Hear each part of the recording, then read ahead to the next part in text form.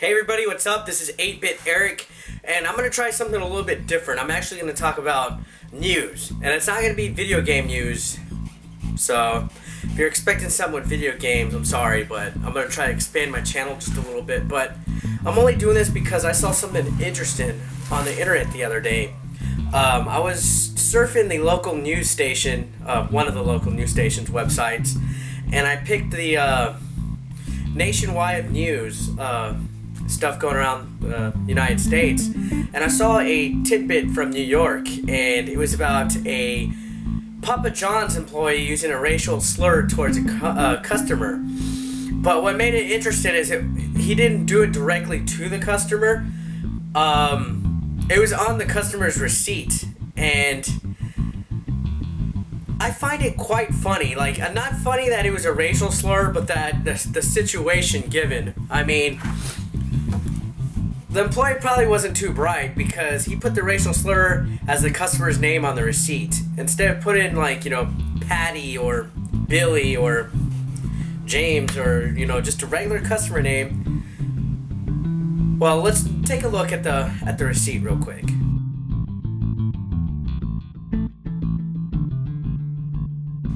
Did you notice anything kind of not right? Just take a look again.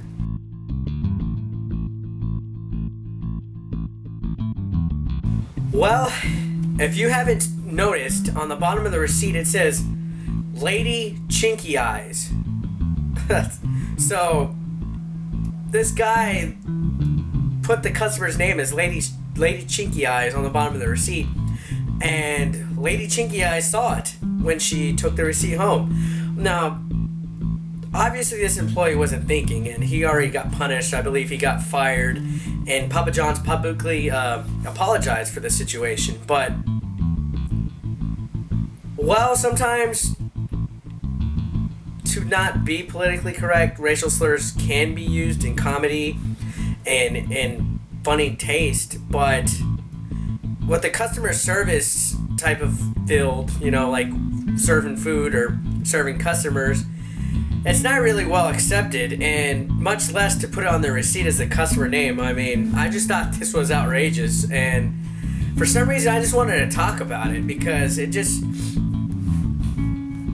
makes you kind of wonder, you know. It's like observational humor between employees to customers, and I'm guilty of it, but I don't put it on a receipt, and I'm sure people watching this have. But I just thought it was a funny little tidbit, and it makes you wonder exactly, you know, what people are thinking when you go to them in a restaurant or you deal with them over the phone or anything. And society's changing, and this is a perfect example of it.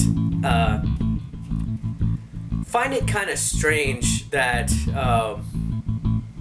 he thought it would be okay to put it on the receipt, seeing that the store and the customer both get a copy, and it didn't specify if he was a store manager or just a regular employee.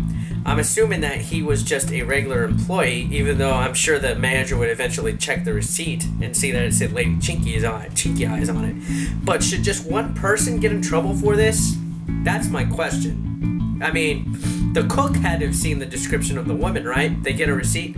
When I worked at a pizza joint, actually, not Papa John's, but I worked at a pizza joint back in the day, and